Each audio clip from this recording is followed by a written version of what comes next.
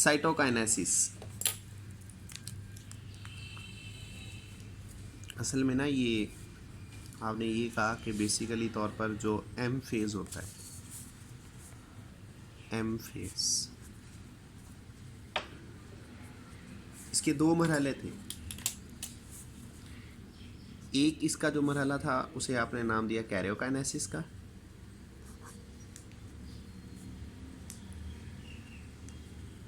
एक जो सा है अब हम रीड करेंगे वो है साइटोकाइनेसिस। कैरियोकाइनेसिस में आपने ये कहा था कि इसे डिवीजन ऑफ न्यूक्लियस होती है। जब डिवीजन ऑफ न्यूक्लियस हो तब इसके भी बेसिक स्टेप्स होते हैं। अब वो बेसिक स्टेप्स कौन कौन से थे? एक स्टेप जो सा था उसे नाम दिया गया था किसका?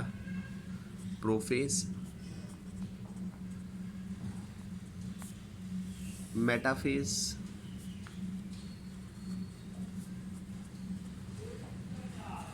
एनाफेज,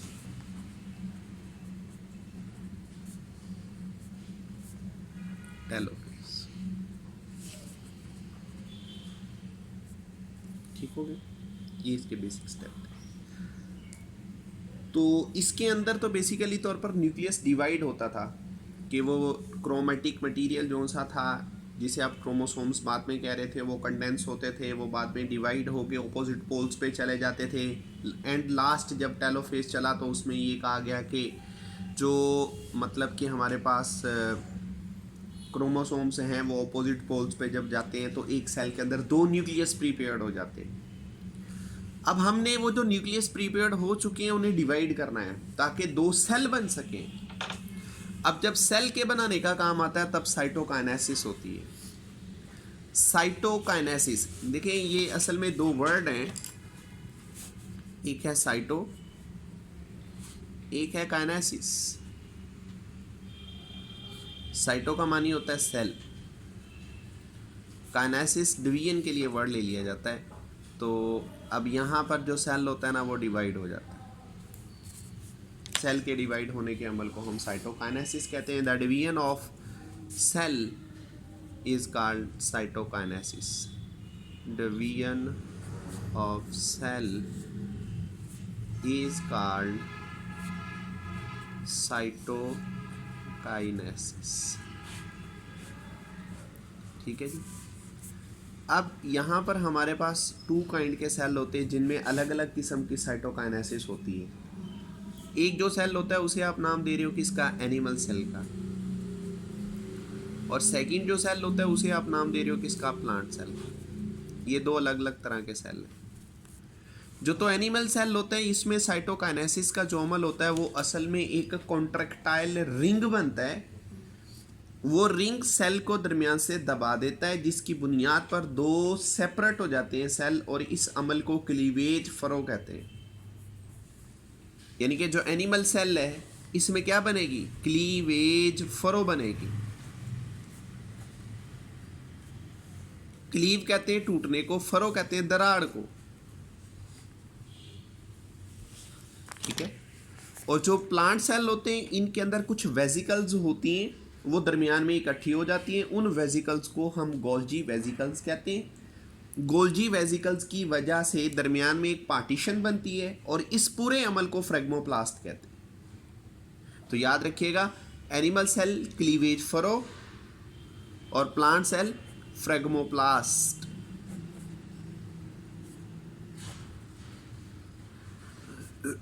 अब ये किस तरह से होती हैं? सबसे पहले क्लीवेज फरो एनिमल सेल। आपने लास्ट पे ये कहा था हमारे पास ये एक सेल,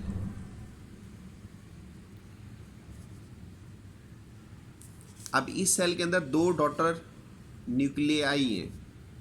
एक सेल में दो न्यूक्लियस हैं। यहाँ पर भी सेंट्रियोल्स पड़े हुए हैं और यहाँ पर भी सेंट्रियोल्स पड़े हुए हैं।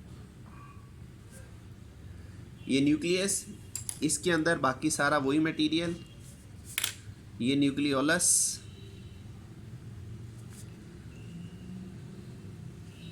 ये क्रोमेटिन मटेरियल।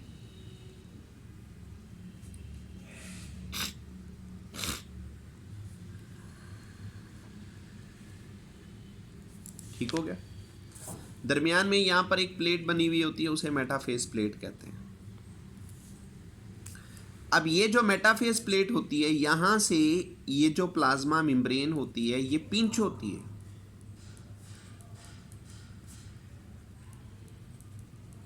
ये नीचे को दबेगी। जब ये यहाँ से पिंच होगी, यानी कि सपोज फर्स्ट टाइम की पिंच की बात कर लें, ये यहाँ से ऐसे दब रही है,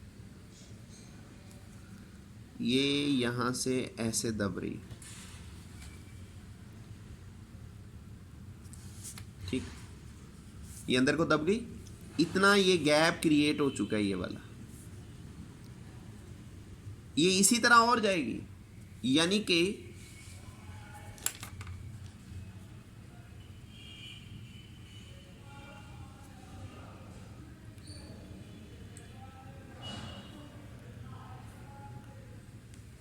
ऐसे, ठीक हो गया।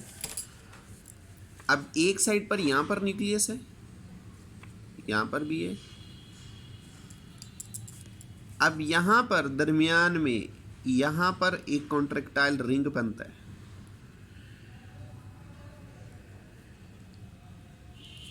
ठीक। ये कॉन्ट्रैक्टाइल रिंग जो सा होता है ना, ये इसको और दबाता है। कॉन्ट्रैक्टाइल रिंग प्रोटीन का बना होता है, कॉन्ट्रैक्ट का मानी होता है सिकुड़ना। इस रिंग ने यहां पर खिंचाव डालना है, जिसकी बुनियाद पर अब यहां पर ये इस तरह बने हुए, जब दबेंगे दरमियान में से दबते जाएंगे और एक वक्त आएगा बिल्कुल ऐसे ज्वाइन हो जाएंगे और दो सेल सेपरेट हो जाएंगे। नेक्स्ट इसकी जो सिचुएशन होगी उसमें क्या होगा, ये बिल्कुल जो प्लाज्मा मेम्ब्रेन है दोनों एक दूसरे के साथ फ्यूज हो जाएंगी। ये वाली इसके साथ फ्यूज हो जाएगी और ये इधर से फ्यूज हो जाएगी। जब ये फ्यूज हो जाएंगी तो बदले में क्या बनेगा, दो सेल सेपरेट हो जाएंगे। ये जो सेल प्रिपेयर्ड होंगे आप इन्हें नाम क्या दे दोगे, डॉटर सेल का। ये अंदर न्यूक्लियस, ठीक। तो ये अब जो सेल बन चुके हैं ये क्या कहलाएंगे, डॉटर सेल।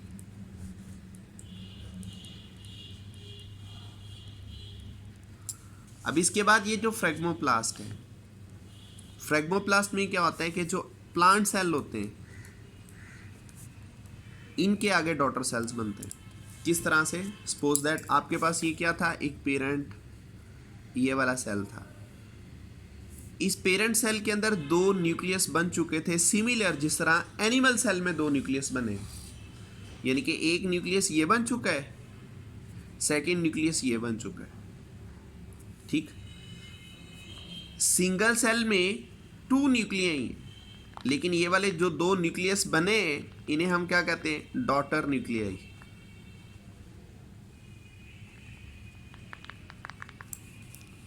ठीक हो गया। अब फिर क्या होता है, यहां पर कुछ दरमियान में वेसिकल्स इकट्ठे हो जाते हैं, उन्हें क्या कहते हैं, उन्हें गोल्जी वेसिकल्स कहते हैं। कैमिलो गोल्जी ऑर्गेनेली है एक, आप पीछे जो प्रीवियस टॉपिक्स थे वहां पर पढ़ चुके हैं। कैमिलो गोल्जी, गोल्जी कम्प्लेक्स जिसको कहा जाता है, कैमिलो गोल्जी नामी एक पर्सन ने सबसे पहले इन्हें फाइंड आउट किया था। गोल्जी वेसिकल्स भी कहते हैं, गोल्जी कम्प्लेक्स भी कहा जाता है, उसे गोल्जी ऑपरेटस भी कहते हैं। वहां से कुछ वेसिकल्स आती हैं, वो वेसिकल्स यहां पर दरमियान में इकट्ठी होनी शुरू हो जाती हैं।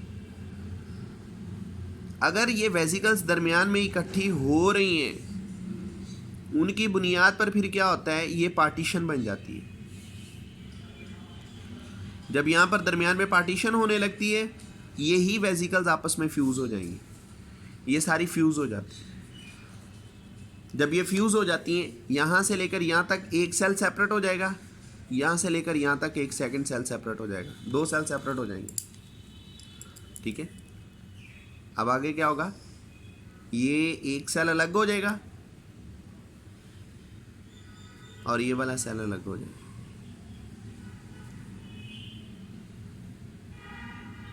ठीक। अब दो सेल क्या होंगे, ये सेपरेट हो जाएंगे। इस चीज़ को हम नाम देते हैं किसका, साइटोकाइनेसिस का। अब ये क्या बन चुके हैं, डॉटर सेल।